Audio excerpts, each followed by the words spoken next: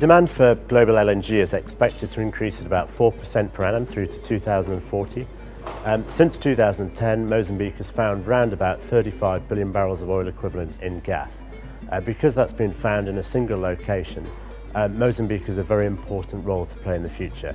It can probably be the number 5 LNG supplier in the world long term, but also because Mozambique's gas is concentrated in a single location, the Rovuma Basin, probably after Qatar, Mozambique will be the second most single basin LNG supplier in the world.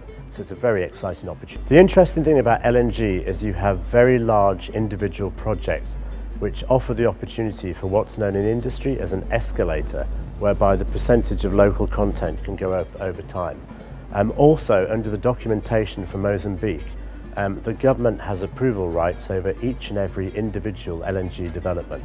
So what that means is if the government designs its local content strategy effectively, it can encourage the operators to propose an increasing amount of local content for each and every LNG and domestic gas development going forward. To that extent, Standard Bank is a very big backer and supporter of local content. So we've set up a venture called the Incubator to develop SME business in Mozambique, and our director, Sasha Vieira, will talk about that next.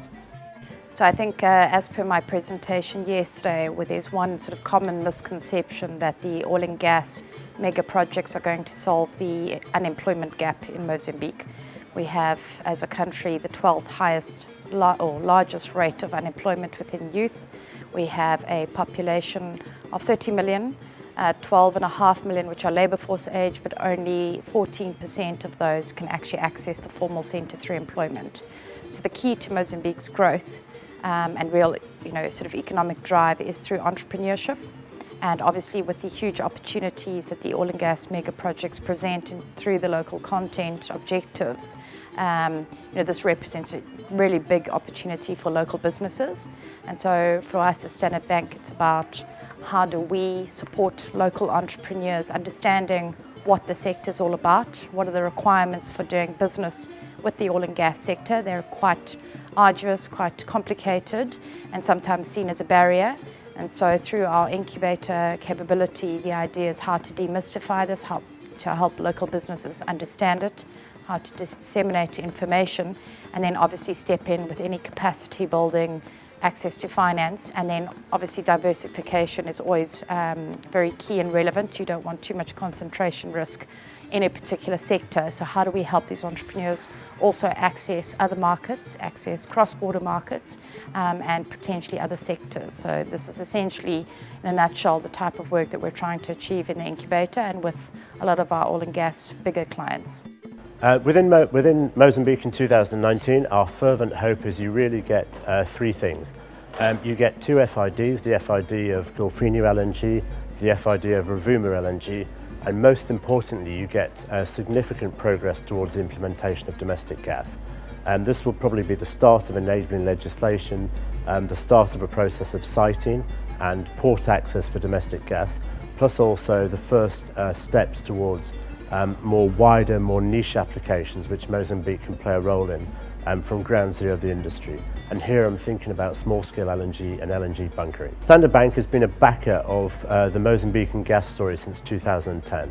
We've been in the country since 1894, and it represents the largest ever organic growth opportunity our group has had.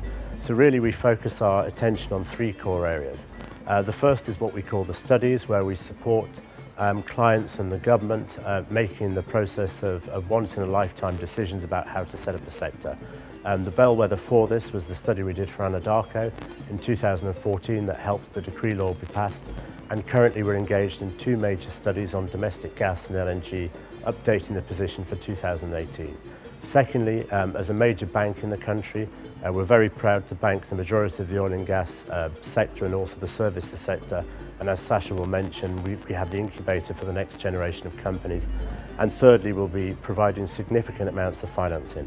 We were the only African bank involved in the funding of Coral FLNG, and we've provided major indicative support letters to each of Golfinho LNG and Rovuma LNG. Since its inception 5 years ago, it's become an absolute core part of our programme of business development and business support here in Mozambique.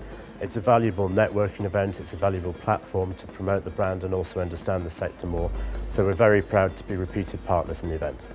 So I think the summit has been an incredible mix of diversity in terms of the sort of subject matter experts at the summit, lots of different views, lots of different country experiences, regional experiences, etc.